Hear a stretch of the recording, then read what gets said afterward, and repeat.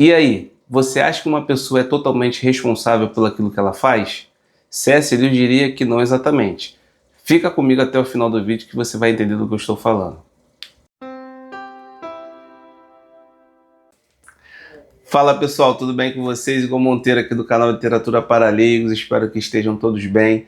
Bom pessoal, como vocês podem ver o vídeo de hoje, eu estou com um cenário um pouco diferente, não estou em casa, tive um compromisso, mas não poderia deixar de estar gravando aqui com vocês, até para que eu não fique tanto tempo assim sem gravar. No vídeo de hoje estaremos comentando mais um capítulo do livro Cristianismo Puro e Simples. Como vocês sabem, nós estamos no livro 3, onde C.S. Lewis tem abordado o tema A Conduta Cristã.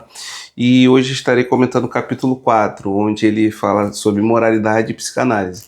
Então ele novamente fala sobre moralidade, mas só que dessa vez ele faz uma comparação com a psicanálise.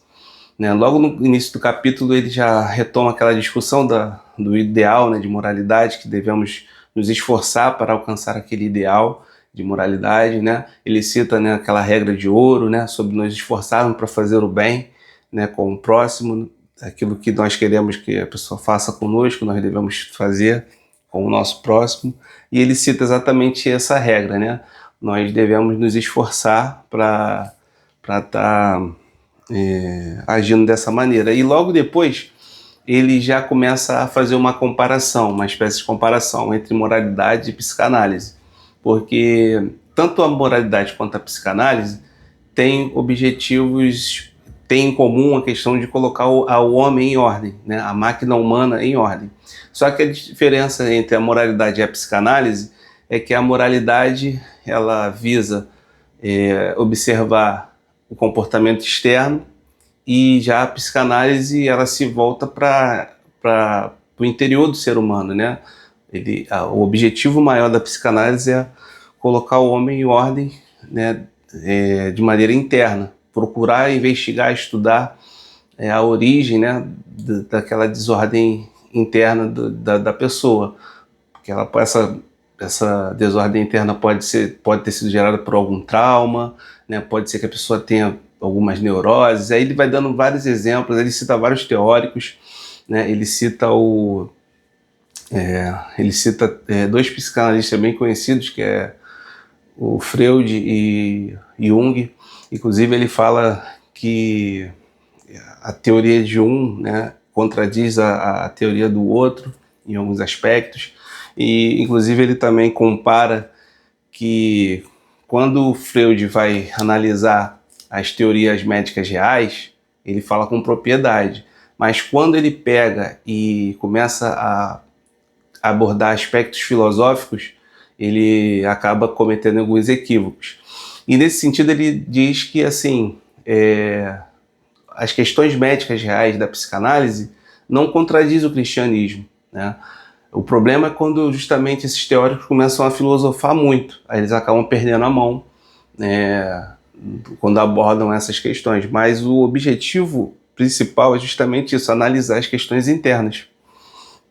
E aí o texto vai seguir, ele vai dar vários exemplos de comportamentos corretos, comportamentos errados, mas o ponto mais importante desse capítulo é quando ele faz justamente essa comparação, porque ele faz uma espécie de alusão, tem um momento aqui no capítulo, que ele faz uma espécie de alusão ao juízo final, onde seremos desnudados, Já todos nós, já quando chegar no juízo final, já teremos passado, pela primeira morte.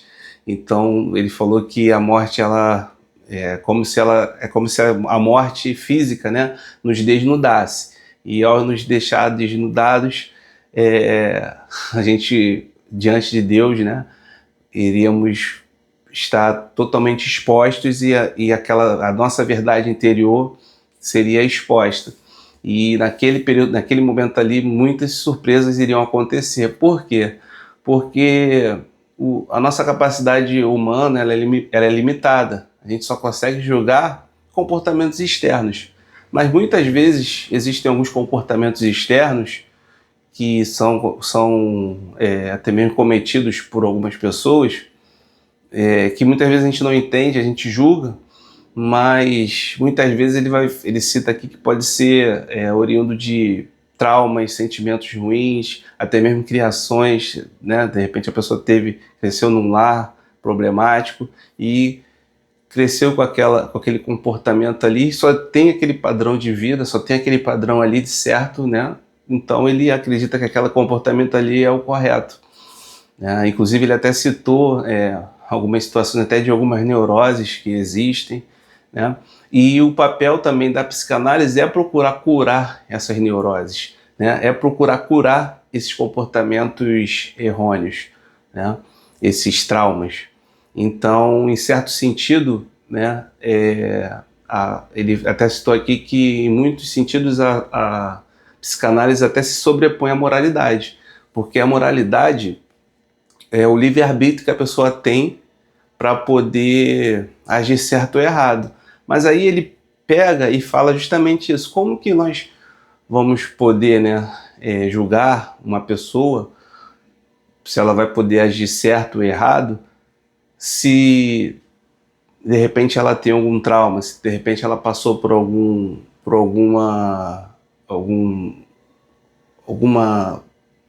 trauma, algum momento difícil da vida dela, a gente não sabe. Então, nesse aspecto, ele diz que a psicanálise ela é superior até mesmo à moralidade, porque ela procura justamente curar esses traumas, né? E Deus, e nesse sentido, ela se aproxima mais de Deus nesse aspecto, porque Deus ele não julga, né, necessariamente o exterior, ele julga o interior. Então, assim, o ideal, né, é que a pessoa realmente seja curada desses comportamentos disfuncionais, desses traumas, né, para que depois ela possa sim ter o livre-arbítrio, né, para poder agir da maneira correta, né, daquilo que podemos dizer que é o certo e errado diante, até mesmo, lembra lá daquele capítulo, logo do capítulo 1, do livro 1, que ele falou sobre a lei natural? Então, assim, essa lei natural, se vocês pararem para perceber, ela vai percorrer, e ela tem percorrido o livro todo, né? O tempo todo, o C.S. Lewis ele vai levantar discussões, ele vai levantar alguns assuntos, mas vocês podem perceber que de tempos em tempos ele meio que volta nessa lei natural, ou seja, é a capacidade que o ser humano tem de escolher o certo e o errado. Só que existem pessoas realmente que têm traumas, tem pessoas que têm, né, sentimentos ruins. Então, assim, é por isso que assim, a Bíblia fala, né, ele até falou que nós como cristãos não devemos julgar, né? A Bíblia está repleta de exemplos de pessoas que eram maus, pessoas que eram más, que cometeram absurdos, mas que no final elas foram salvas, né?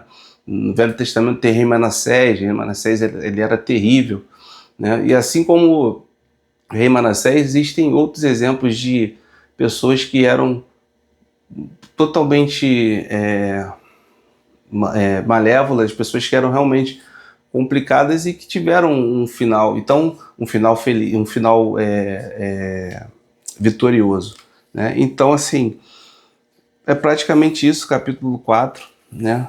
E ele termina dando alguns exemplos de situações aqui que eu estou até me controlando um pouco para não citar muito, mas eu vou ler uma passagem aqui que vai ficar bem mais claro. Ele fala aqui num trecho. Mas a psicanálise em si, tirando todos os acréscimos filosóficos que Freud e outros deram a ela, não é nem um pouco contraditória ao cristianismo. A prática da psicanálise se sobrepõe à moralidade cristã em alguns pontos. E não seria má ideia se todas as pessoas soubessem alguma coisa a esse respeito. Todavia, elas não seguem o mesmo rumo o tempo todo, pois as duas práticas alcançam resultados bastante diferentes. Então, assim, num outro ponto aqui, ele vai falar exatamente aquela questão que eu falei com vocês do papel de cada uma delas, porque foi como ele falou, elas não necessariamente seguem o mesmo rumo o tempo todo, pois as duas praticam resultados diferente. Tem uma parte aqui.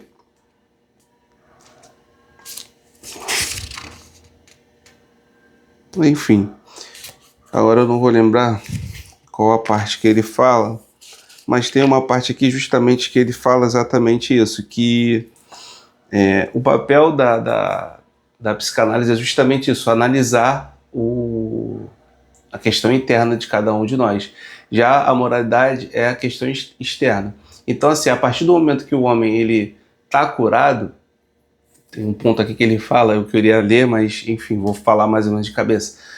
A partir do momento que a psicanálise conseguiu alcançar o seu objetivo, né, conseguiu curar aquela pessoa daquele trauma, daquela situação disfuncional, aí sim que vai começar a questão da moralidade. Então é por isso que o tema do capítulo é moralidade e psicanálise. Porque primeiro, o ideal é que, assim, ao julgar essa questão da moralidade, esse julgamento moral, num primeiro momento, né, ele só é válido para pessoas que têm as suas faculdades mentais em dia. Porque, né, é até bem lógico essa questão. Como é que você vai procurar, como é que você vai querer exigir, né, um comportamento moral de uma pessoa que não está com as suas faculdades mentais em dia, né? Aí ele vai falar que a partir do momento em que a pessoa está com suas faculdades mentais em dias é que vai começar a moralidade. E pode ser que a pessoa escolha fazer o certo ou o errado. A partir daí é que Deus julga, né? A partir desse momento é que Deus vai julgar. E com certeza, é o que ele fala, né? Tem uma parte aqui do livro que ele fala, no final nós teremos muitas surpresas, porque a nossa capacidade de julgar ela é muito limitada. Então pode ser que, assim, pessoas que a gente julga, né, que têm comportamentos errados, comportamentos disfuncionais, pode ser que ela, né, tenha um futuro bem sucedido, né, seja absolvida dos seus pecados, e pode ser que aquelas pessoas que aparentemente, né, se comportam de maneira correta, né, externamente, por dentro ela está com a vida totalmente errada, não está agindo, né, com sinceridade.